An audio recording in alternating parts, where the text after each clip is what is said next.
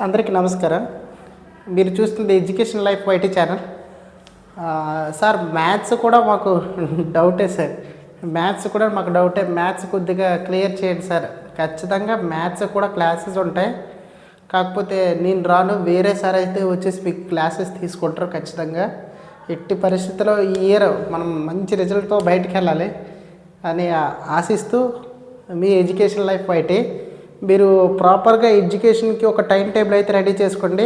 మనం జనవరికి వెళ్ళిపోయామంటే మన చేతిలో ఏం లేదు, పబ్లిక్కి వెళ్ళిపోయినట్లే. అది గుర్తుపెట్టుకోండి. ఎయిదర్ అది ఇంటర్మీడియట్ స్టూడెంట్స్ అయినా 10th క్లాస్ స్టూడెంట్స్ అయినా మనం ఎక్కడి వరకు చదువుతామంటే ఓన్లీ జనవరి వరకే. జనవరి దాటిందంటే మన చేతిలో ఏం లేదమ్మా, అంతా కూడాను మరి పబ్లిక్ చేతిలోకి వెళ్ళిపోద్ది. కాబట్టి ఈలోపే కాన్సెప్ట్స్ని పూర్తిగా క్లియర్ చేసుకోండి, ఓకేనా. నెక్స్ట్ మనం ఆల్రెడీ నేర్చుకుంటున్నాం. ఏ లెసన్ నేర్చుకుంటున్నాం? ఫిజిక్స్లో అయితే 10th క్లాస్ న్యూ సిలబస్, ఓకేనా. ఫిజిక్స్లో భాగంగా మనం రిఫ్లెక్షన్, అలాగే లైట్ అంటే బేసిక్స్ ఇవన్నీ కంప్లీట్ చేసాం. ప్రాబ్లమ్స్, రే డయాగ్రామ్స్ అన్నీ కూడా ఒకసారి చెక్ చేసుకోండి. డబల్ ఫార్మేషన్లో రే డయాగ్రామ్స్ ఉన్నా సింగిల్ ఫార్మేషన్లో వేస్తే ఏం కాదు, ఓకేనా. రిఫ్లెక్షన్లో మనం సింగిల్ రే తోటి కంప్లీట్ చేసాం కదా, నో ప్రాబ్లం, ఎటువంటి ప్రాబ్లం లేదు, ఓకేనా. ఐఐటి మెథడ్స్లో చేస్తున్నాం. నెక్స్ట్ వచ్చేసరికి మనకి ఇంపార్టెంట్ కాన్సెప్ట్ అన్న ఇక మీకు స్టార్ట్ అయిపోయింది పెళ్ళి. చూడండి, రిఫ్రాక్షన్ స్టార్ట్ అయింది. ఈ రిఫ్రాక్షన్ అనేది చాలా ఇంపార్టెంట్. ఆప్టిక్స్కి హార్ట్ లాంటిది ఈ రిఫ్రాక్షన్ అనేది. రిఫ్లెక్షన్ అనేది ఈజీగా చెప్పుకున్నాం, కానీ రిఫ్రాక్షన్ గురించి కూడా వినండి. ప్రతి ఒక్క పాయింట్ నీట్గా నేర్చుకొని బేసిక్స్ నుంచి మీదకి వెళ్ళడానికి ప్రయత్నిద్దాం. 1 minute. ఓకే, రిఫ్రాక్షన్ అంటే ఏంటి సార్ అనే ముందు మనం అసలు ఇది ఏ కండిషన్ ఒబే చేస్తుందంటే, రిఫ్రాక్షన్ మస్ట్ బి ఒబే ఇది ఎక్కడ జరుగుతుందంటే 2 మీడియమ్స్, 2 మీడియమ్స్ దగ్గర జరుగుతుంది. ఎన్ని మీడియమ్స్ దగ్గర జరుగుతుందన్నా? 2 మీడియమ్స్ ఉండాలి. ఏం జరగాలంటే రిఫ్రాక్షన్ జరగాలంటే ఖచ్చితంగా మనకు ఉండాల్సిన మీడియమ్స్ ఏంటన్నా?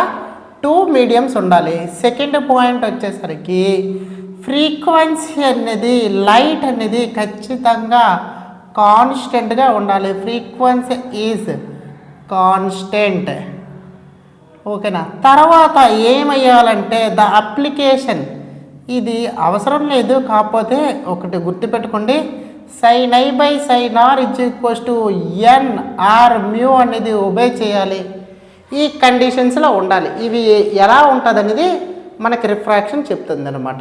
ఒక లైట్ యొక్క ప్రాపర్టీస్ ఫస్ట్ వీటికన్నిటికీ ఒబే చేస్తేనే అది రిఫ్రాక్షన్ జరిగినట్లు, ఓకేనా. అయితే రిఫ్రాక్షన్ ఎలా జరుగుతుందో ఇప్పుడు కాస్త చూద్దాం, ఓకేనా. రిఫ్రాక్షన్ అంటే ఏంటి, ఎలా జరుగుతుంది, అసలు లైట్ బెండ్ అవుతుందా, లైట్ ఎక్కడైనా బెండ్ అవుతుందా?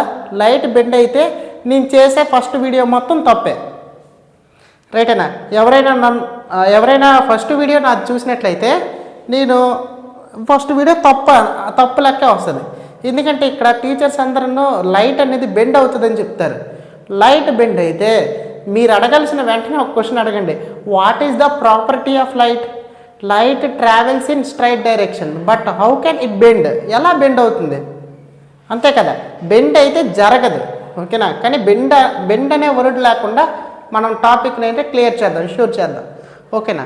అయితే ఈ పాయింట్స్ యూజ్ అవుతాయా సార్? నోట్ చేసుకోవాలా? అప్లికేషన్స్లో నోట్ చేసుకోవచ్చు, ఓకేనా. ఇవన్నీ అంటే రిఫ్రాక్షన్లో ఎవరు కాన్స్టెంట్గా ఉంటారు? ఫ్రీక్వెన్సీ కాన్స్టెంట్గా ఉంటుంది. రిఫ్రాక్షన్ ఎన్ని మీడియంస్లో జరుగుతుంది సార్? ఇన్నాళ్ళు అయితే మనకు ఒక మీడియం జరిగేది. రిఫ్లెక్షన్ జరగాలంటే ఒక మీడియం ఉంటే చాలు, మీన్స్ ఇలా ఒక ప్లేన్ సర్ఫేస్ ఉంటే చాలు. కానీ ఇప్పుడు రిఫ్రాక్షన్ జరగాలంటే 2 మీడియంస్ ఉండాలి. అప్పుడు మాత్రం మనకి రిఫ్రాక్షన్ జరుగుతుంది. నెక్స్ట్ ఇది స్నెల్. యాక్చువల్లీ ఈ రిఫ్రాక్షన్ అని చూసారన్న, దీనికి కరెక్ట్ ఎక్స్ప్లెనేషన్ వచ్చేసరికి స్నెల్స్ అనే సైంటిస్ట్ ఇచ్చాడురా. సో ఇది ఒక స్నెల్స్ కాన్స్టెంట్ అని రాస్తాం, స్నెల్స్ లా, ఓకే. ఈ స్నెల్స్ లా ఏంటి సార్ అంటే నేను నెక్స్ట్ క్లాసెస్లో చెప్తాను. ఈ స్నెల్స్ లా గురించి మనకి ఇక్కడ అవసరం లేదు. ఇంటర్మీడియట్ ఫిజిక్స్ చెప్పేటప్పుడు ఖచ్చితంగా మీకు ఈ డెరివేషన్ అయితే ఉంటుంది. ఆ డెరివేషన్ అక్కడ కంప్లీట్ చేద్దాం. సో ఇప్పుడు మనం రిఫ్రాక్షన్ అంటే ఏంటో చెప్పేసి ఈ వీడియోని కాస్త క్లోజ్ చేసుకొని నెక్స్ట్ ముందుకు వెళ్తుంటాం. ఓకేనా, బేసిక్స్ నుంచి వినండి. యాక్చువల్లీ రిఫ్రాక్షన్ జరగాలంటే 2 మీడియంస్ ఉండాలి. ఓకేనా, అయితే ఇక్కడ బాగా గమనించినట్లయితే రిఫ్రాక్షన్ అనేది కొన్ని మెటీరియల్స్లో జరుగుతుంది. మెటీరియల్స్ ఆఫ్ రిఫ్రాక్షన్ ఇక్కడ రాస్తాను. ఫస్ట్ ఒకటి వాటర్లో జరుగుతుంది రిఫ్రాక్షన్. రిఫ్రాక్షన్ అనేది ఎక్కడ జరుగుతుంది రానా? వాటర్ అనే మీడియంలో జరుగుతుంది. Refraction materials or mediums. ఓకేనా, రిఫ్రాక్టివ్ మీడియమ్స్ ఆర్ మెటీరియల్స్. ఓకేనా, రిఫ్రాక్టివ్ మీడియమ్స్ ఆర్ మెటీరియల్స్ అంట. ఫస్ట్ది వాటర్లో జరుగుతుంది. నెక్స్ట్ సెకండ్ది వచ్చేసరికి ఆయిల్స్లో జరుగుతుంది. థర్డ్ వన్ వచ్చేసరికి ఐస్లో జరుగుతుంది.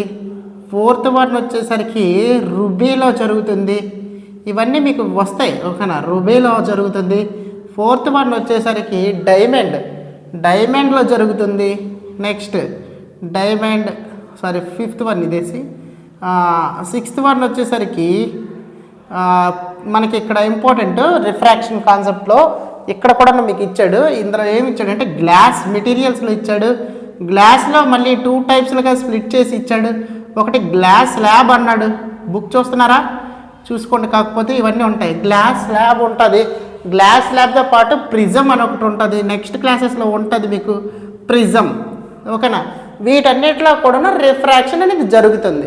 అయితే ఈ రిఫ్రాక్షన్ ఎలా జరుగుతుంది సార్? అసలు రిఫ్రాక్షన్ అంటే ఏంటి, రిఫ్లెక్షన్ అంటే ఏంటో గుర్తు చేసుకుందాం. ఒక లైట్ రే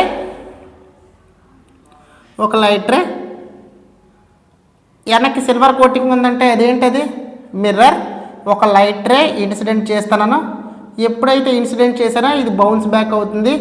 ఇది ఐ అనేది ఇన్సిడెంట్ రే అయితే, ఇది ఆర్ అనేది reflected ray.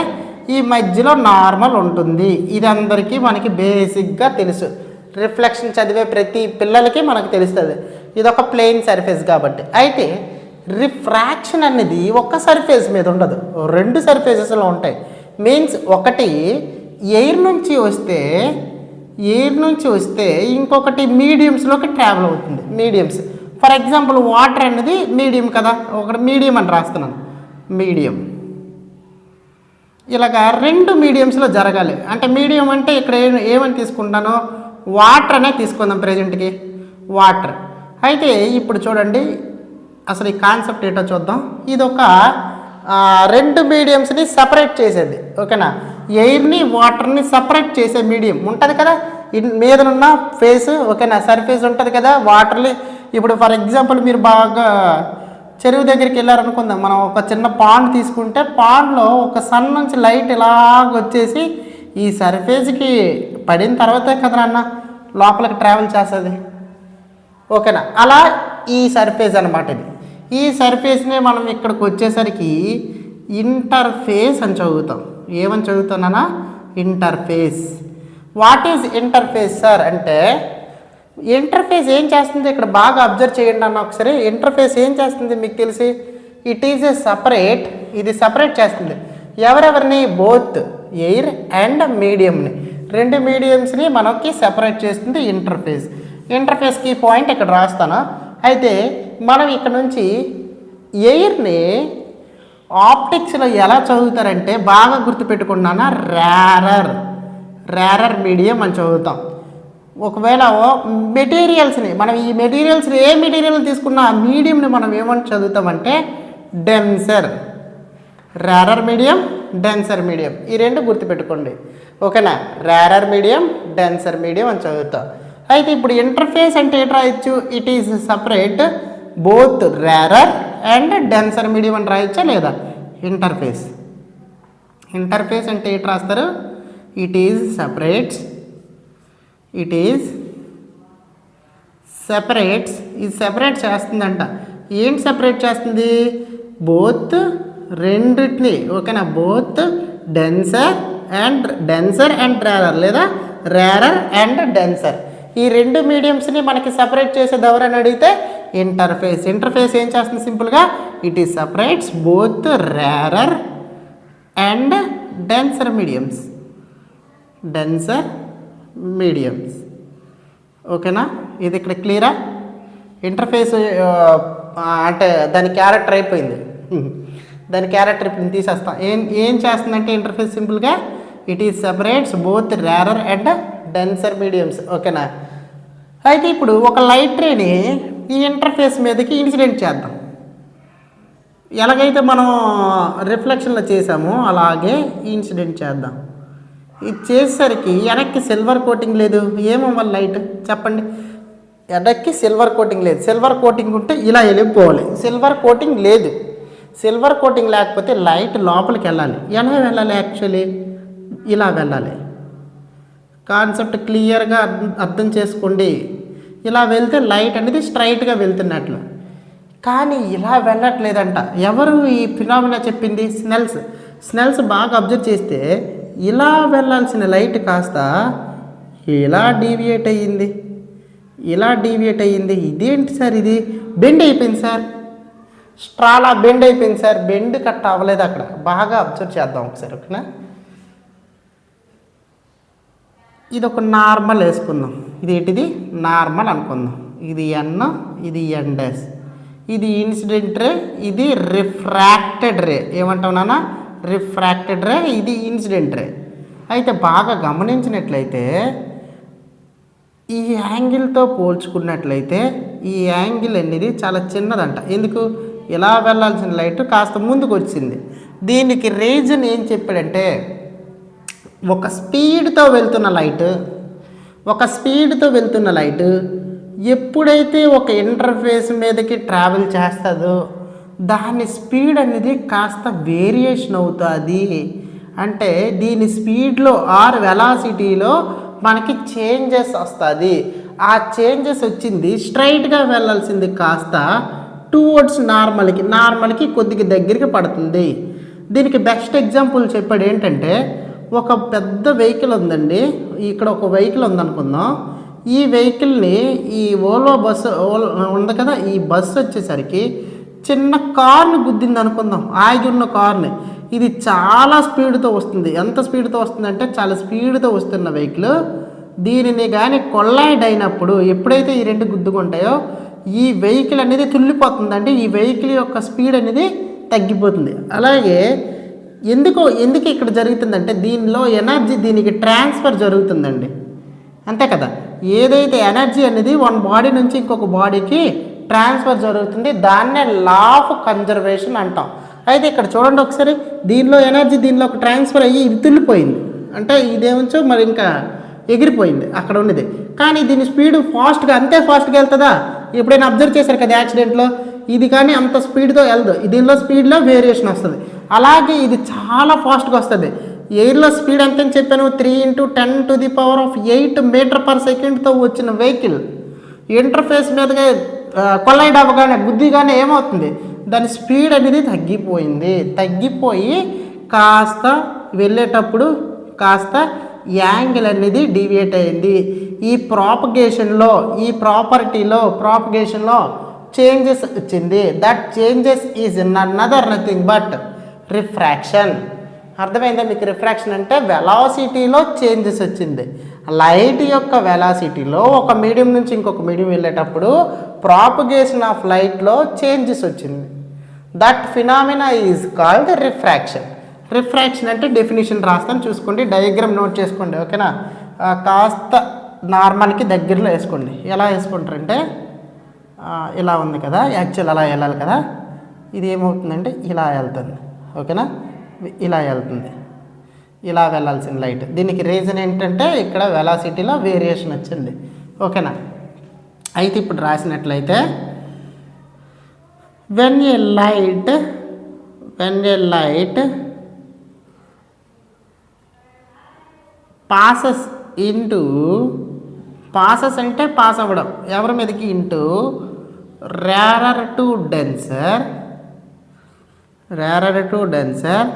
the propagation of light rectilinear propagation ఉంది కదా. the propagation of light of velocity will be decrease. Then the light comes into towards the normal. ఎప్పుడైతే ఈ propagation of వెలాసిటీలో changes వచ్చిందో అప్పుడు ఆ లైట్ ఏమైంది, ఇలా వెళ్ళాల్సిన లైట్ కాస్త యాంగిల్ని చేంజ్ చేసుకొని కాస్త టువర్డ్స్కి నార్మల్కి వచ్చింది. ఓకేనా. The propagation of light velocity will be decreases, then the light passes into towards దగ్గరకి, ఎవరి దగ్గరికి వచ్చింది, towards the normal. Travels into, ఇక్కడ passes or travels into towards the నార్మల్కి దగ్గర నుంచి పాస్ అవుతుంది. ది ఫినామినానే మనం రిఫ్రాక్షన్ ఆఫ్ లైట్ అని చెప్పాడు స్నెల్స్ సింపుల్గా ఈ ప్రాపగేషన్లో చేంజెస్ వచ్చింది. దానికి రీజన్ ఏంటంటే ఇక్కడ ఇంటర్ఫేస్ ఉంది, ఈ ఇంటర్ఫేస్ మీద ఎంతో కొంత అమౌంట్ ఆఫ్ థిక్నెస్ ఉంది. ఇక్కడ థిక్నెస్ అంటే దీని యొక్క మందం నాన్న. ఓకేనా. ఈ థిక్నెస్ మీదకి ఏ ఆబ్జెక్ట్ అయినా తగిలినప్పుడు ఇక్కడ తీసుకుంటున్న మనం ఏ ఆబ్జెక్ట్కైనా థిక్నెస్ ఉంటుంది. ఈ థిక్నెస్ మీదకి ఆబ్జెక్ట్ ఏముంచో అంటే స్పీడ్ ఆఫ్ లైట్ వెళ్ళి తగిలేటప్పుడు ఆ స్పీడ్లో వేరియేషన్ వస్తుంది. వేరియేషన్ వచ్చిన స్పీడు మొదట వెళ్ళేంత స్పీడ్గా కాకుండా ఇక్కడ మనం తీసుకుంటున్న మెటీరియల్ బట్టి దాని స్పీడ్ అనేది చేంజ్ అవుతూ ఉంటుంది.